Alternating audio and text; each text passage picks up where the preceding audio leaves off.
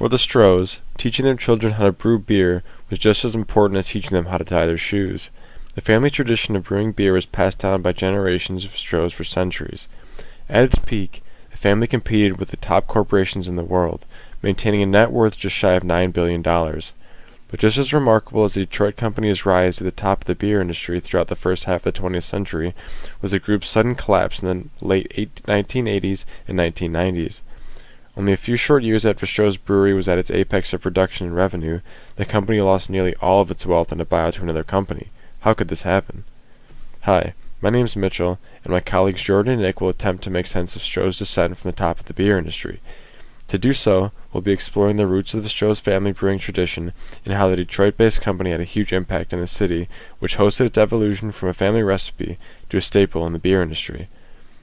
The story of Stroh's Brewery begins in the small German town of Köln in 1775, where, as the official Stroh's website states in the history section of their homepage, the, quote, Stroh family began brewing at a small family inn, end quote.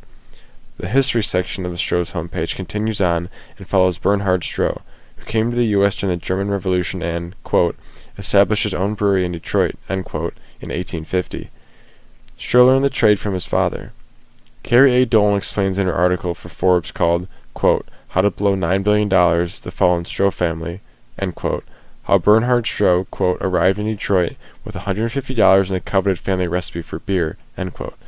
Stroh decided to establish Lion's Head Brewery in a part of town that would soon become Detroit's storied Eastern Market. Last week, Nick, Jordan, and I were given an opportunity to tour Detroit's Eastern Market, the former home of Stroh's Brewery. During our recent research tour of Detroit's Eastern Market, our tour guide Lisa Rush, a volunteer for Preservation Detroit, pointed out the old Stroh Brewery building to us.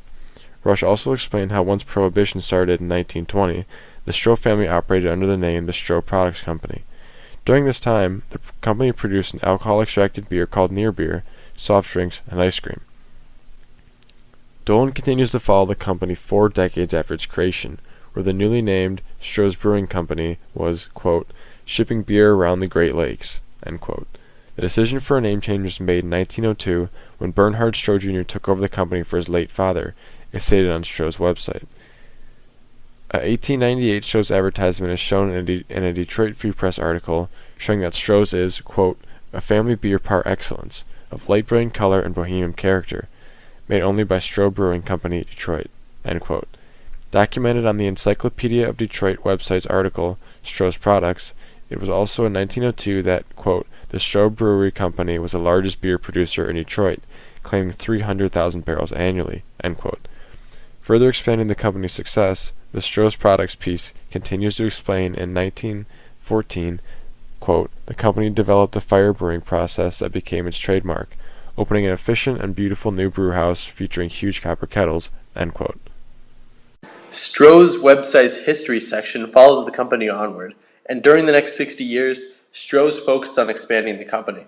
The site states that as part of their goal for expansion in 1964, quote, the Stroh Brewing Company acquired Goebel Brewing Company with an eye towards national distribution, end quote. And as a landmark in 1978, quote, Stroh's produces and sells 6.4 million barrels of beer and is available for purchase in 17 states, end quote. In an article for Crane's Detroit Business called Stroh's Strategy, From Buy to Goodbye, Joseph Surwak shows that Stroh's is on pace to become one of the top breweries in the nation by their 1982 purchase of Schlitz Brewing Company.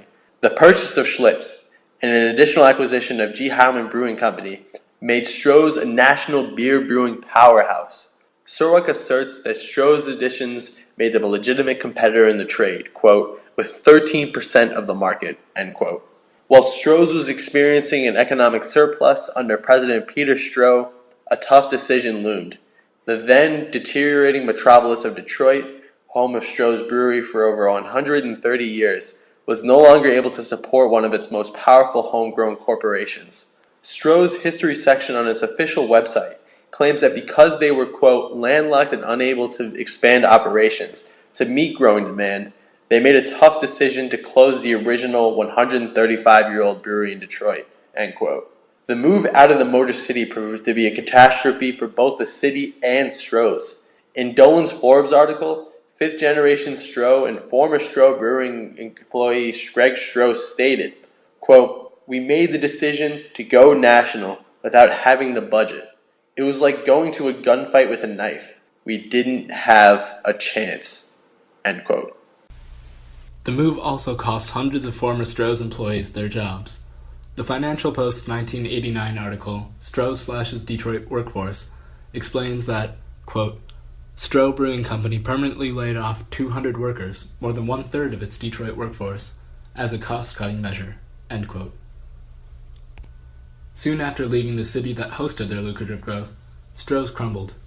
Sir Watch explains that, quote, "After spending more than $800 million to swallow rival companies a long, losing war of attrition, the Stroh's Brewing Company reluctantly agreed to settle for an estimated $500 million to sell its brands to rivals Miller Brewing Company and Pabst Brewing Company."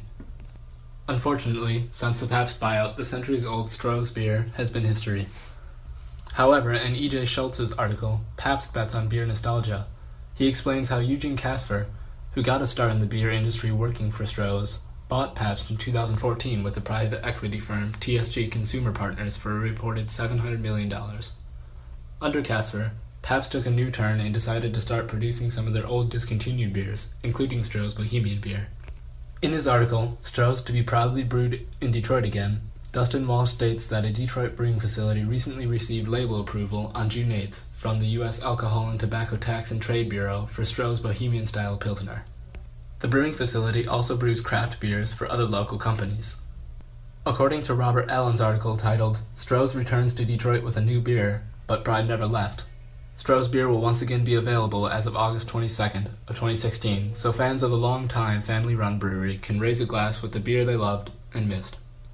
The future of the 2.5-century-old brewing tradition is now looking bright, being in the hands of the very successful Pabst Brewing Company, who seeks to once again provide jobs and great beer to the people of Detroit.